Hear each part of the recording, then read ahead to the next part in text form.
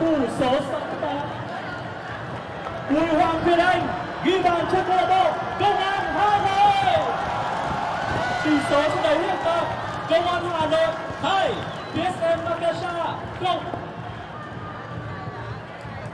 Huấn số Công an Hà Nội number 68 Bùi Hoàng Việt Anh.